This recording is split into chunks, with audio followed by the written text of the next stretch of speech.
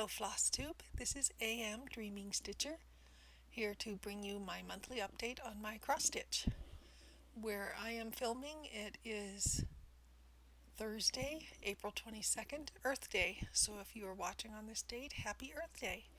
I did try to post, well, I can't say post, but I did try to film last Sunday on the third Sunday of the month, as I've been trying to do lately, but I had sound issues.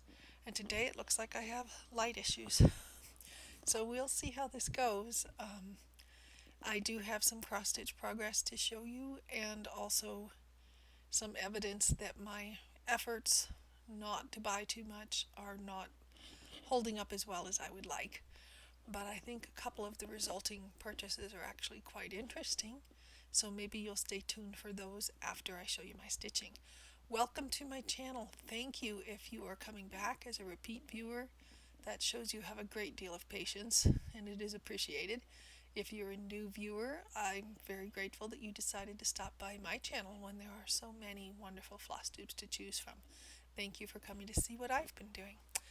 I will begin with the Musilla wedding sampler that I had picked up again in February. It is actually my oldest whip, but for a number of reasons it hasn't gotten worked on the way it should. It will be an anniversary gift someday. I had hoped to work on it in February and finish it up by the end of March, but because it's something of a trying stitch, that didn't happen. This is a picture of the original packaging, and you can see from this that it is a type of stamped cross stitch. Down here you see we have blue stamping on a regular cotton fabric, and in this case they accented it with green for the leaves. If you could see it really well, you might notice that the green and the blue don't actually line up with each other perfectly, and that's one of the things that makes this a little bit of a challenge to stitch. I did at one point, I think within the last year or so, buy a chart from Cooler Design Studios of the whole thing for obviously a non-stamped fabric, and this has been helpful at a couple of points in time where there were errors on my original chart, just a couple, and in clarifying some questions I had about the back stitch. So I don't know if it was worth the additional expense, but it has been useful, so it's been appreciated. I'm going to pause you while I find the thing I want to hold this up with. There may be a lot of pausing today because I did film this once, but my neighbor's dogs were running around outside and I kind of stopped things to go see if I could do something about them. Alright, oh, that shadow's just terrible. My apologies. This is the progress I have made so far on my Tiffany wedding sampler. When I came to you in March, I had about 40% of the length of it fully cross-stitched, not back-stitched, but cross-stitched, with some of the background below that done. Now, if you look, you can see the only thing left are these leaves and flowers at the bottom. And I have the very bottom done, but not those. So I did make some progress. I had said in my last video I was going to continue it through the end of March, but for a number of reasons, this stitch just does not excite me. It would have been done long since. It's very pretty, and I have done stamped cross stitch before. I've done pillowcases and towels and a table topper, but this one for some reason just hasn't been something I can persevere with. And as I showed you, part of it is the blue and the green don't line up. The blue also tends to be too close to the black lines that mark the back stitching below it, so that when I'm stitching I kind of have to squish my X's a little.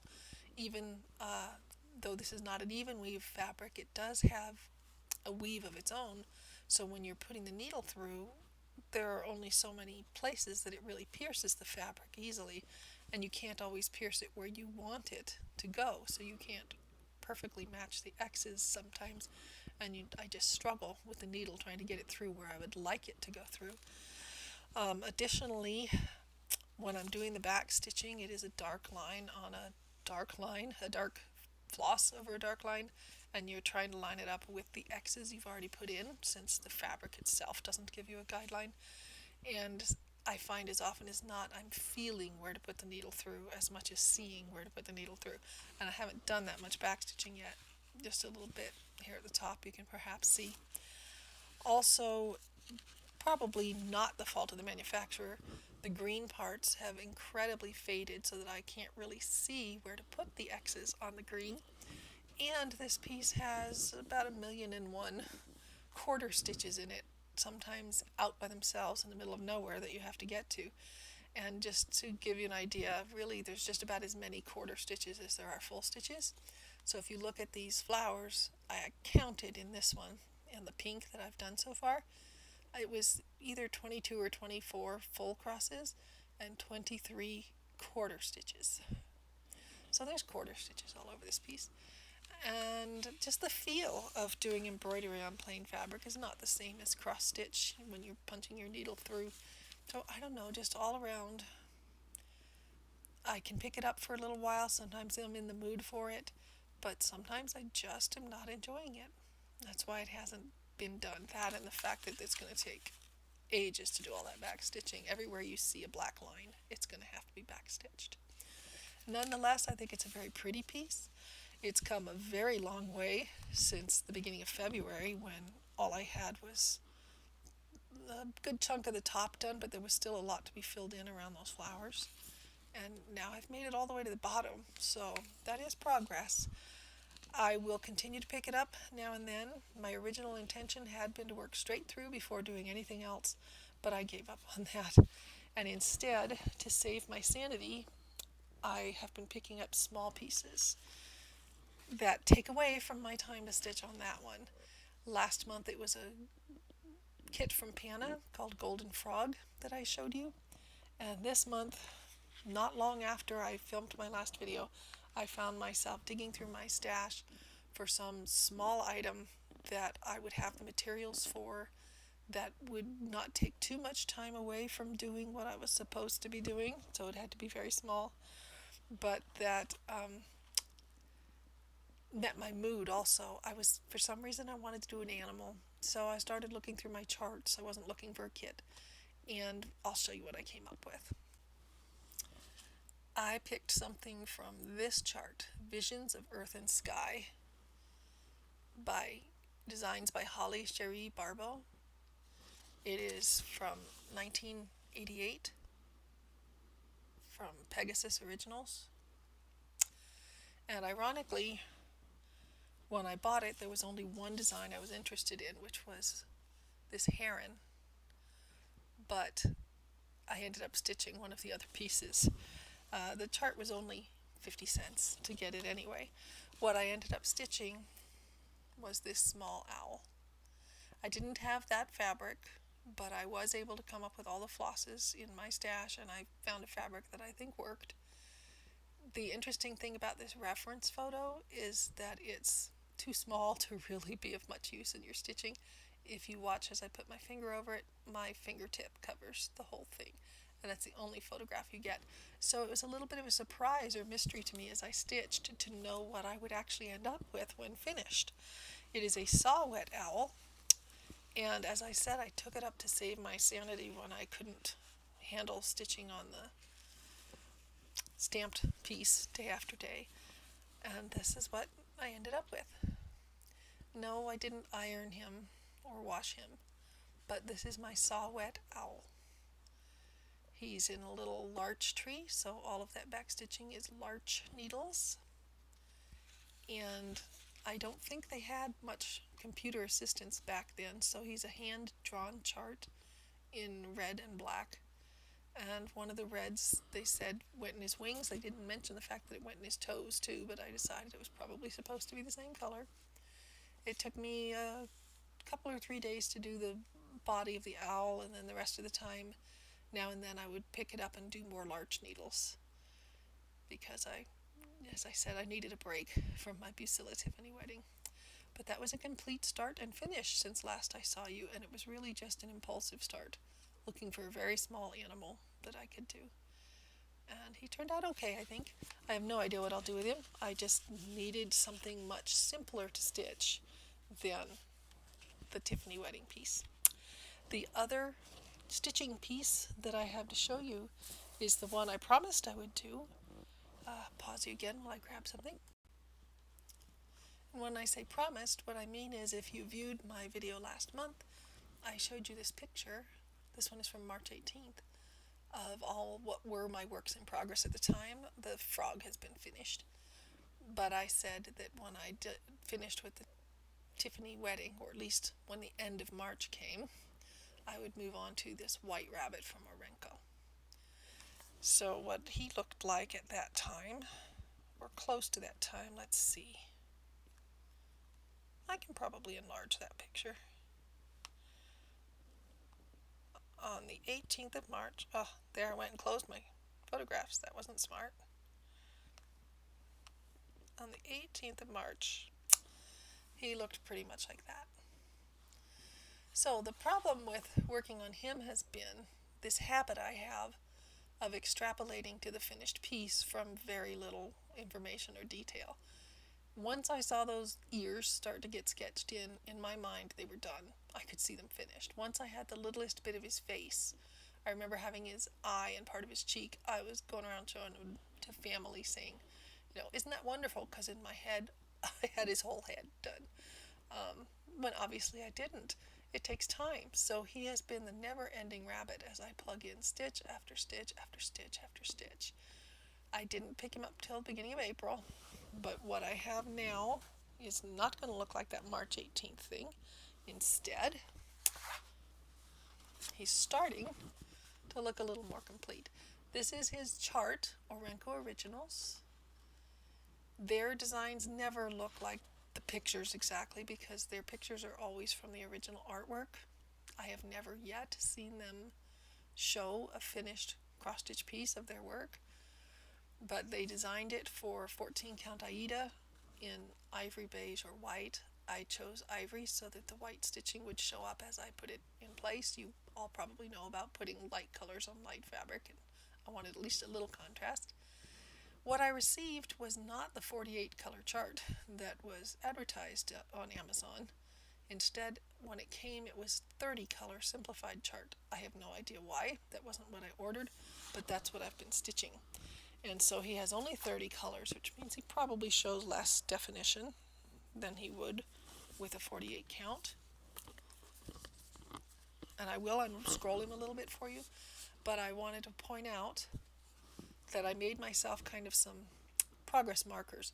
This blue line that's in his border, I stopped exactly at the center line so that I would know when I was at 50%. And this blue line, I stopped halfway from the center to the bottom, so presumably that is 75%. And I have filled in everything above that 50% line. So let's unscroll him a little bit here and show you what my rabbit looks like. Sorry for the terrible lighting. I hope you can see him. Because he's, only 30 colors and 14 count and all that, he's really kind of an impression of what the final will look like. But there's enough resemblance there that I think I'll be happy with the piece when it's done. And even if I feel like he's never ending and it's taken forever to actually finish the first 50%, he is finally past the halfway mark. So my plan is to continue him from now until the end of May. I hope I finish him, but that might be overly optimistic considering how long it took me to get through the first half and having already had a lot of stitches in the first half. But I think it's interesting that without any back stitching or any of that, you can still see things like these pleats or honeycombing in his ruff when you're at a right distance. When you're up there stitching it, it just looks like mush. You know how full coverage pieces are. But I'm pretty happy with the progress on my rabbit. And I don't have any other plans to pick up pieces between now and the end of May because he's not really driving me crazy the way the Bucilla was. But I might from time to time pick up the Bucilla. And I can't swear that some small piece won't call to me and have me stitching. But those 3 pieces are the only stitching progress that I can show you since my previous video. What I have to follow is evidence of my inability to completely cut off shopping, but also a sign that one thing leads to another. So it all kind of started with the effort to find fabric for a couple of things. The first thing I wanted to find fabric for led me onto eBay, and then I saw other things, and it just sort of, I didn't know I was sliding down the slope until I was crashing to the bottom. But here was the simple, innocent little thing that got me started. I went to the Friends of the Library on a day that was not their monthly sale, because the last time I tried that it was horrible. It was packed with human beings. And for $1, I got this beautiful book. It's Jill Gordon's Cross-Stitch Pictures by David and Charles are the publishers, published in 2001. And I think the pictures that are in this book are just lovely to look at, even if I could never stitch any of them. I like looking at what's there. I think the tigers are beautiful, and that garden in the middle. I hope the light lets you see that. And the rabbits, I would love to stitch the rabbits. There are other beautiful things in the book. I like that peacock on the back. There are some fish that they made up into a fire screen that I would just love to stitch. I think they're stunning. And there's also, catering to my fondness in the desert Southwest, there's a cactus garden that I think is quite pretty. Now, we all know as cross-stitchers that you can substitute fabrics when you need to. In this case, if I were ever to stitch anything in this book, I would have to probably be substituting fabrics all over the place, because it's 20 years old and most of these fabrics are no longer available. I'd say at least half of what is in this book, if not more, is Coats fabric, which I didn't even know existed. And so they'll give a name, like the fish are on Coats Bright Navy, and I can't get that. Even with the stockists in the back, I tried going online, couldn't find them. The rabbits are on Zweigart, which is good news, but they're on teal green, which they don't make anymore, which is bad news. And when I found that out, regardless of stitching the rabbits at any point in the future, I got worried. I was looking for the fabric because of them. Because I have another pattern that I got some time ago that I bought as an individual pattern off of eBay because I thought it was so pretty. Let's see if I can hold it without too much glare. That I thought it was cut from a magazine, also by David and Charles. I didn't think it was that old, but again, it's on teal green, and they're not making, as far as I can tell, teal green anymore. So when I found out I couldn't get it for the rabbits, I started to really worry that I couldn't get it for these birds either. And that's what led me to eBay looking for fabrics. I do have maybe a couple of 18 count pieces of teal green on order that would allow me to put them in my stash with the swans and the rabbit book if they ever come. I'm worried because I ordered those on the 6th of April and they haven't even shipped yet. So I don't know whether they're actually going to materialize. We will find out, I guess. But as I went to eBay looking for those, why, I don't know, because, I have enough to stitch for 50 years without kitting up anything new. Actually, I can say it's because I found out the fabric wasn't available, and as long as I saw 2 pieces on the secondhand market, I didn't want to pass it up. But anyway, as I went to eBay, being sucked into that pit, I ended up with a few other things. So let me show you some of what it led to.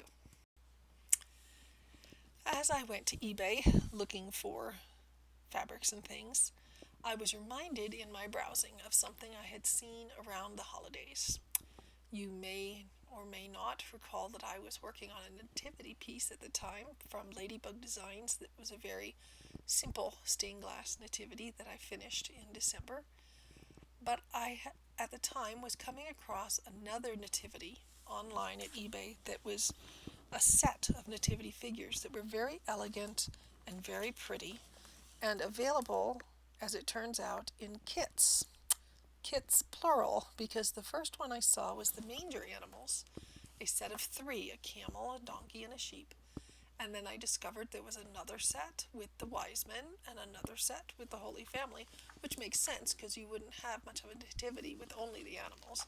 And then I discovered that this book, because someone was selling the pattern alone cut out of the book online, which led me back to the book, I discovered that this book had a chart of that entire nativity that I was looking at in December, November, around the holiday time. This is the one. It's from Janlin. Well, actually, the book is from Leisure Arts. But I found that the three kits, one with the wise men, one with the animals, there's no camel there, but there's a camel in the kit, and one with the Holy Family, were also, as I looked, available as a complete kit of all of them. See, the problem was with the three separate ones, wise men, family, and animals, that it added up to a lot of money. Of course, when you have it in one kit, and the kit's kind of scarce, it also adds up to a lot of money. Why then, by the way, if I bought the kit, why am I holding a book in my hands? Because there were a couple of things not in those three kits, namely, well, the shepherd wasn't in the three separate ones, but this standing shepherd is not in any of the kits, not even the complete kit, nor is this little sheep. And there are other beautiful things in this book to look at, so somehow I ended up buying both this book and the complete kit. And although I put in a best offer for the kit and saved about $5, it still was not cheap. I would say it added up to close to what buying the three separate kits would have done, the ones that I decided not to get back around the holidays because it just added up to so much money to get three of them. And yet, here I am holding the complete kit in my hands. The only difference is that, I have the shepherd here, which I wouldn't have got with three separate kits. And I didn't notice in the descriptions of the other three, when you look down where it tells you what's in the kit, I don't think they mentioned the beads and the metallics that come with this. So I don't know if the smaller kits had the beads and metallics. This comes with the backing fabric and everything. With 50 years of stitching to do, when will I ever do this? I don't know. I guess I have a thing for nativities. I'm pretty sure I have a thing for nativities because while I stumbled across and was buying that one, I also bought this one. Another Janlin nativity, this one by Cooler Design Studios rather than Leisure Arts, and this one much more, I'd say cheerful rather than elegant. I just thought the camel was so cute and the cow so sweet, and there's an angel in this one. The thing is that this one is available as a chart because it is Cooler Design Studios, so you can get the chart. I've looked at it while considering the kit at a number of places starting at about $20 to $23. Clearly my kit cost more than that, but it does have the backing fabric and all the floss, and it's a little hard to justify to myself, but somehow, nonetheless, I did it. There I was, diving down the slope. I also put in a best offer on that one and saved about $5, but together those two kits were not cheap. And while pulled into that whirlpool, I also ended up with this book, Merry Christmas ABC, also from Leisure Arts, like Oh Christmas Tree. In this case with a number of beautiful designs. If you've seen this book before, you might be familiar with them. The one I bought it for, the one that sucked me in, was R is for Reindeer.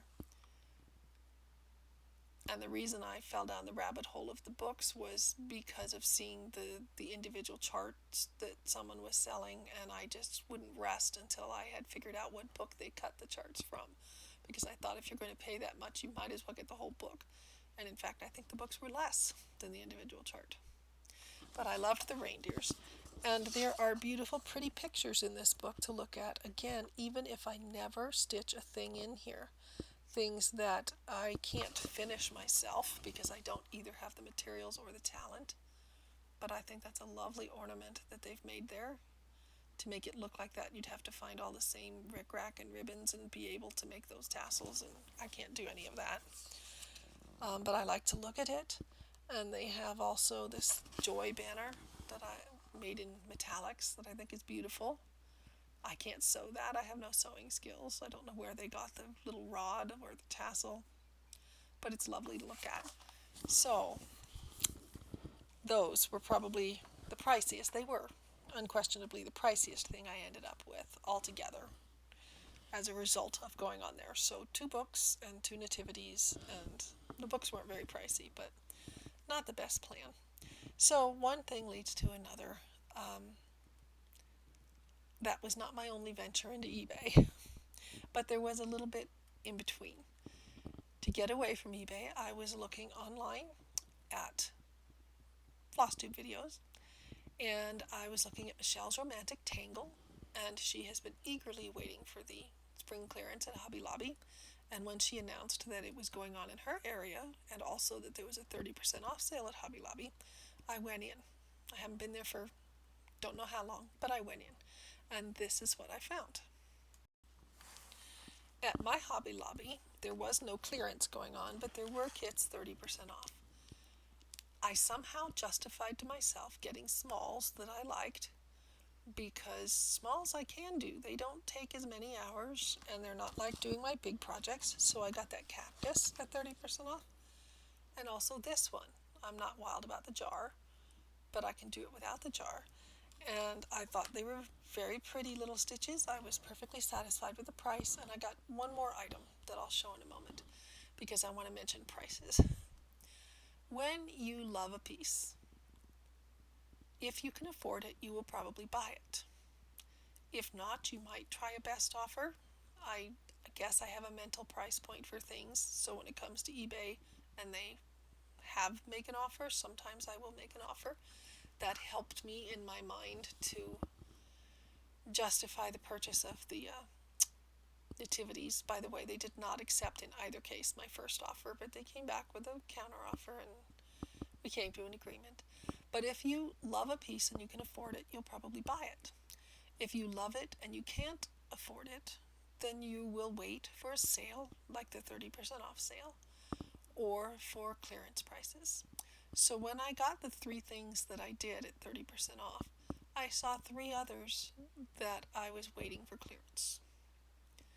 Now, if you see something and you love it and you're not buying it when you can afford it, then it might be because you really, no, I've gotten myself tangled up there. If you see it and you're waiting for the sale prices and you can afford it, then you don't love it, okay? If you love it, you'll buy it, or you'll wait for the price to drop and then you'll buy it. If you're waiting for the price to drop when you can afford that thing, you don't love it. So the 3 that they had that I didn't get never did go on clearance. Clearly, I didn't need those. I didn't really love them. But while looking at them, while considering them, while wondering whether they might go on clearance, I went online to the website to see if there was any indication there of a greater selection of kits on sale or anything like that. And I noticed that one of the ones I was considering had terrible reviews. And so did one of the ones I bought. Terrible reviews, like 1.5 stars aggregate review after 27 ratings. Wow, what did they hate about it? So the third one I got at 30% off was this little artiste kit, a bookmark with hummingbirds on it. Very pretty design by Cooler Design Studios. Why in the world did it end up with 1.5 stars? Well, I had to find out. So I opened it up. It's in one of my works in progress boxes, even though I have not actually started it, and I'm not sure I will at any time soon. But I just had to dissect the kit and figure out what was going on for those terrible reviews. Well, for one thing, as with all artiste kits that I've encountered so far, the chart is printed on the back of this cardstock. So it's very small. If you have a small package, you have a small chart. Whatever the size of your package is, you're not going to have a big fold-out chart that I've seen. You're going to have the back of the card. So in this case, I would say that a 10 by 10 square with 100 symbols fits in the space of my thumbnail. So we have different size hands, no doubt, but if you look at your hand in the space of your thumbnail, imagine 100 symbols there. That's how small the charts are. Also, people in the reviews complained that they didn't mark the center lines anywhere. I counted squares and marked the center lines for myself on the chart. They complained that it was nearly impossible to separate the flosses by color, which I will agree with. Sometimes it's not so hard. I didn't have any problem really distinguishing the pinks from one another and which one, even though all you have is names to go by, I could look at the flowers and the chart and decide, well, this is the darker pink, this is the name they call it, this is the lighter pink, this is the name they call it, and so on. I could figure that out. But these browns are supposed to be two different colors, and I have yet to be confident in my choice between the two browns. I keep going back and forth as to which one I think is which color. There are 3 strands here, by the way, and I don't know which is which. So yes, it's very difficult to separate some of these colors. Usually a combination of your reference photo and your chart will help. You can look at the number of yards that you're supposed to have, but this chart has errors. It shows a symbol, black circle, that is nowhere. This key shows a symbol that's nowhere in the chart. Instead, the chart has a half circle, a circle with the dark only colored in. And I'm pretty sure I've figured out the right floss for that. This chart also shows 2 black squares for 2 different colors. Well, that won't do it all, will it? Happily, there is a symbol on the chart, white square, that appears nowhere in the key, that I have figured out must be the white floss. Again, using your reference photo to help you. Number of yards can be a little confusing in this case because the beige brown, as they call it, is used for full cross and French knots and backstitch, and there's 1 yard of that. But they have 2 backstitch symbols for that same color and indicate another yard. And I am not at all sure what's going on there. I guess I'll figure out when I'm stitching. Maybe one of them has more strands than the other. I don't know. But that changed the number of yards in the kit from what I was thinking it would be. So yeah, with a chart that doesn't match, colors that are difficult to separate, a chart that's very tiny, no center lines, and one more thing, I can see why they ended up giving it very low reviews, although I still hope to stitch it and end up with a beautiful thing. The other thing that was odd about it is online it said it would come with 28 count white Monaco. On the packaging it just says 28 Monaco even weave. What I actually got was not Monaco. I got this very shabbily cut shred of linen. That's just my needle marking the center there in case I do decide to start it. It's 28 count linen, I believe. I counted very carefully and I think it is, and that the design will fit. But that's not Monaco, folks.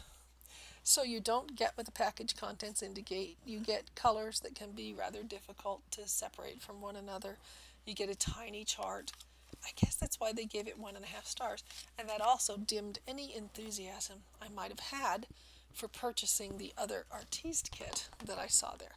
By the way, I have done Artiste before. I remember having issues with one kit had the wrong color in it. I mean, it was supposed to be a light peach and this was a dark purple. It was really, really the wrong color. And I had issues with floss shredding, and one of them I think I ran out of a color. So yeah, they're beautiful designs. They're usually from Cooler Design Studios, but there can be some issues with the kits. They're not the same level, even though they come with Zweigart fabric, for example. They're not the same level you get with the higher end kits, let's just say. Okay, I did go back after the 30% off week thinking maybe now they'll have put things on clearance because, you know, one thing leads to another. I couldn't give up till I saw what was on clearance. Nothing I wanted was, but I did, I mean, none of the kits I had considered were, but I did get these other items. I got a towel with an Aida band on it. I've stitched towels with bands before and made nice gift out of it. So I thought that would be lovely to do with again in the future. I have a whole book, chart of towel bands. I also got a markdown pack of floss. Well, that's crinkly, isn't it? because, and I don't want to go down that rabbit hole with you, I'm thinking of improving my embroidery skills, and I thought cheap floss like this would be good for practicing with rather than using the DMC that I really want for my cross stitch until my embroidery improves significantly. I kind of want practice floss, and I thought that would do for that. And I got 2 packages of this Dublin 25 count linen with the idea of a large piece I have that I've had for a few years that is going to require a big piece of fabric, and I was thinking, well, maybe I could do it on 25 counts. Turns out that won't work because it would only have about a 1-inch margin at top and bottom, but I still think this linen might be useful for something at some point in the future. Let me go ahead and show you that large thing that I had in mind, because buying that fabric, thinking of that chart, not being able to use the fabric, led me back to eBay, where I fell into shopping again because I was looking for fabric that would suit. So let me show you what I was trying to suit. I showed this on my flosstube long ago. It's Coats of Arms, which is not the trendiest pattern now because it's quite old, but it's by Stickadane von Vienburg. And when I saw Mev Stitches in Paris doing it with some variegated floss, I just absolutely fell in love. So I eventually acquired the pattern. I ordered it directly from their website when I just couldn't find it anywhere else. It took me a while to get around to doing that, but I did. And I received my copy, and I've been hanging on to it ever since, wondering how am I going to do this piece that's 623 stitches high and 206 wide. So I went back to eBay for fabric. And good news, bad news as to what I found there. I felt pretty successful with the first thing I found because it was a fabric lot with 5 or 6 pieces in it, and one of them would do if I don't mind having a plain fabric. This is an ivory 14 count, remember 623 stitches high. That means I would need about 50 inches to have a good 3-inch margin, top and bottom. This is 60 inches. So this would actually do. And it came with a few other things that were sort of like having a bonus because I got the fabric I wanted, plus a little bit of green hardinger, a beautiful piece of 19 count cream cork linen, a piece of brown called Tucson Tan, a rustico cut that says it's 18 by 25. The only one I measured was the big piece I needed. And this fabric I never heard of called Tilla, that somebody has a little tag on it saying they wanted to use it for their nutcracker doorstops. This might make good backing fabric or something for my nativity type productions. Something like that, where you want to fill it and have it be 3-dimensional. You could use this for the back or the bottom or whatever. I thought that would be nice, a nutcracker doorstop like the original person thought. So I was so successful with that I didn't hesitate to try a couple of other lots. I should have hesitated. Let me show you what I mean. That cream Aida was nice, but how beautiful would it be on something like this blue Zweigart that says it's 2.5 yards? And in fact, the seller said there's 2.5 yards of blue. Wow, and it's a bright, pretty blue. I could do some light color floss on there, like white on blue or something. It would be really nice. There's not 2 yards. It's 35 by 42. Nowhere near 2 yards. 2 yards is 90 inches. I could have done my piece and then some. This isn't even the 50 inches that I need. I had such dreams of doing my piece and other projects with this fabric. Not going to happen. I took it up with the seller. They more than made up for it, but it was disappointing to say the least. That lot did come with a couple of other things that I'm not sure will be especially useful. One is this nice hand-dyed, but it's only 9 inches. 9 inches wide, so it's a bit of a strip. I don't usually do pieces where you can have margin and everything and have it as small as 9 inches, but it's there. And also a hardinger. And a couple of smaller pieces that I think I have moved elsewhere now. Yes, I have. They were little Charles Craft, simple things. So, unfortunately, that disappointment didn't happen until after I had ordered some other fabrics, but not for my big piece. Because, eBay, one thing leads to another. And as I was shopping there, somehow or other, I came across a couple of other things. One of which I am very pleased with, did not hesitate for a moment to buy, and have no regrets about. Let me show you. If you have watched my channel for any amount of time, and thank you if you have, then you probably know I am fond of things Celtic. And long ago I showed you this little drum major from Cottage Crafts out of Williamsburg, Virginia, designed by Carolyn A. Top. I have a piper that I also want to make, and I picked up a couple of country dancers. Now, I used to think of this fellow as my pipe major, even though he was called a drum major on the packaging, because I only had a piper to go with him. But the thing I saw at eBay that left me with no regrets, I instantly purchased, and I have to flash it at you, I think. At least I'll cover the key. They make a drummer. So he is a drum major. I got that drum major. They're small, as you can see. I can stitch that, even with 50 years of stitching. I can stitch my drummer and my piper and make them all a set, and I will be so happy with those. So I have no regrets about that. But I also ended up stumbling into a hole that started with this. At one of the great Hobby Lobby clearances about 3 years ago, I think now, I got the bee that looks like this. And I would love to stitch that bee. I'd love to stitch both bees, but I haven't been able to find the fat bee at a price that satisfied me.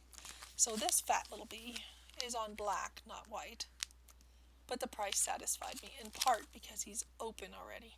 Now, if you've not done a Théa Gouvernoir piece before, it can be a shock the first time you open a package, as it was for me when I opened a little flower I bought. They do not seem to, at least in my experience, have a key or a legend to go with their patterns.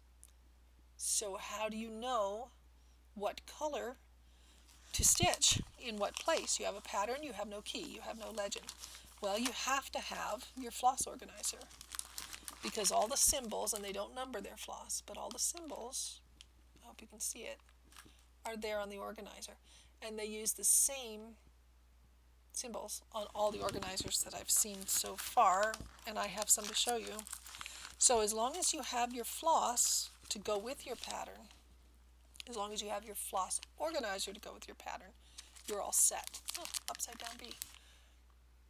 So why am I going into that story? Because the bee, who I thought was reasonably priced, who would go with my other bee, even though one will be black and one will be white unless I switch fabrics, led me somehow to someone who was selling a pattern lot. Now, they called it a kit lot.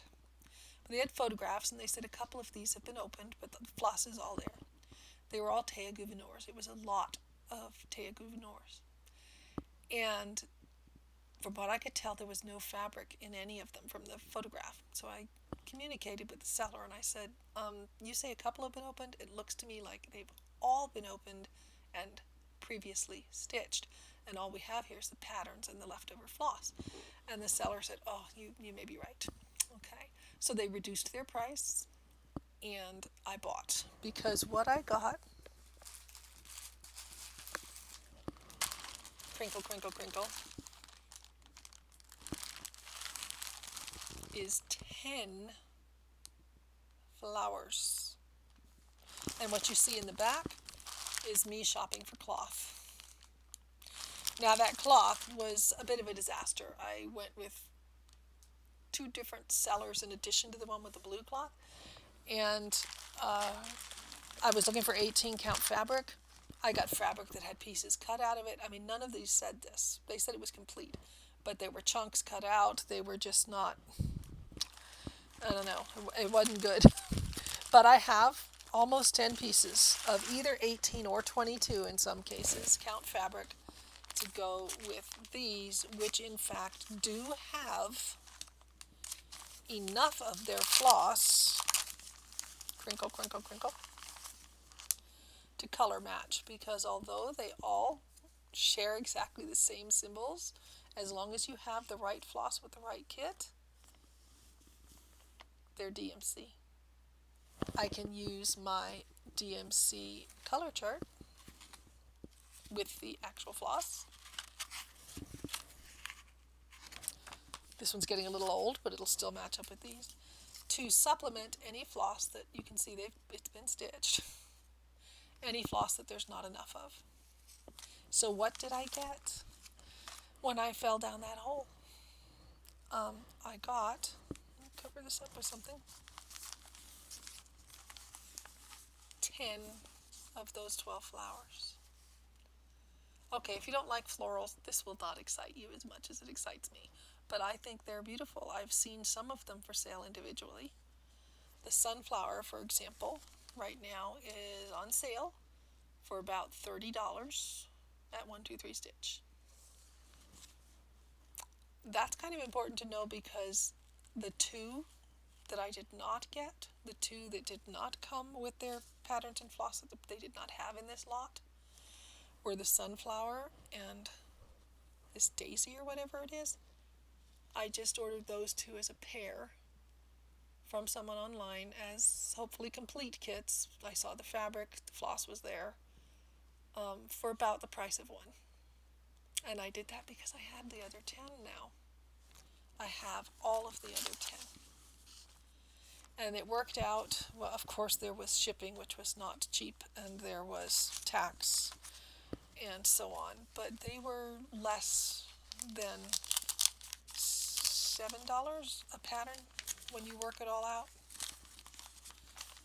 And again, the patterns won't do you any good if you don't have the floss, but these all have floss, and they all seem to have all of their floss, or at least, you know, every color of floss is there. A couple of them may even not have been stitched, but they are, I think, gorgeous. And I felt, okay, it's so easy to justify yourself when you've spent too much money on your life on things that you'll never get done when you have 50 years of stitching, and I've got to stay away from eBay and stop letting one thing lead to another. But I didn't click right away. As I said, I communicated with the seller. I thought about it. I would have kicked myself if I had not followed through and gotten them, because I love florals as well. I have a lot, I probably haven't showed them all to you yet, but a lot of silver lining designs, patterns. And these are so much smaller. They're on 18 count, but they're less than 6 by 6. So I went out shopping for all that 18 count fabric so that I would be able to do these when, you know, when I'm 107, which is what it might be. But I really felt it was a great opportunity to get 10 of them. And as I said, ordinarily patterns alone do you no good, but these have the floss, or enough of the floss to make a color match, so that it's like I was shopping for patterns with Théa Gouvernoir, but I got, you know, everything I need to be able to stitch them, even though their patterns don't have any kind of a key. I have the pattern, I have the floss, I'm buying fabric. I'm good to go. So that, I thought, was my most exciting purchase. Even if I bought more than I ought, and even if my fabric shopping was not entirely successful, I got some 22 count because it was in lots of fabric. Mostly I was aiming for 18 count. But what happened was, one of the sellers I bought from, of 5 pieces of fabric, 3 of them actually had pieces cut out of them, so they were not the size advertised. The other seller, of 7 pieces of fabric, 4 of them had pieces cut out of them, so they were not the size advertised. I just really had terrible luck with the fabric that I ordered. But there's enough left over, even though I didn't get what I was hoping for. Most of these pieces will be big enough. Not all. I was thinking, if you want a 3-inch margin on these Théa Gouvernoir pieces for a 6 by 6, you'll want 12 by 12. Yeah, one of them had been cut down to a 9 by 11, for example. But I bought fabric as cheaply as I could. None of these was more than about $2 each. So you add this $2 to the pattern price and floss that you may need to buy. And I don't know if it was a good deal or a bad deal. I don't know. But I just felt I couldn't pass it up. I think that may be all of my purchases and things that I have to show you. Just the 3 things that I stitched on. My crashing disaster of shopping all month. Do I have anything else on order? Okay. Um, I do. I have a cone of floss on order for the coats of arms to go with my big piece of fabric. I decided to go with 666. I pulled all the floss colors that looked reasonable on that cream colored Aida that come in cones, and I laid them all down. I wasn't really interested in purple, for example, but for some reason that red just really, really popped. It's kind of the same, it is the same red as is in the center of that heart, and the cream covered is pretty much the same as this ivory. So somehow it just looked so bright, and that's what I'm going to go with on coats of arms. When, I don't know, except that I've had kind of an urge to start something that is monochromatic and only full crosses because of things like the confetti on the rabbit and the lack of enjoyment in the embroidered stamped piece and so on. I keep wanting to just do something that's all one color, nothing but crosses. And I was really drawn to my Permin Adam and Eve piece, but it's a little hard to count the linen to get started. I wanted something simpler than linen. So even though coats of arms is huge, the stitching is just taking time. It would not take a whole lot of thinking. So will I start it before you see me again? I don't know. Probably not, as long as I'm making progress on my rabbit. So the plan, I hope to come back to you on the 3rd Sunday of next month. That will mean less time between now and when I see you again. But I hope to come back and show you progress on the rabbit. Hopefully no other purchases. Let me really think. There's that cone of floss.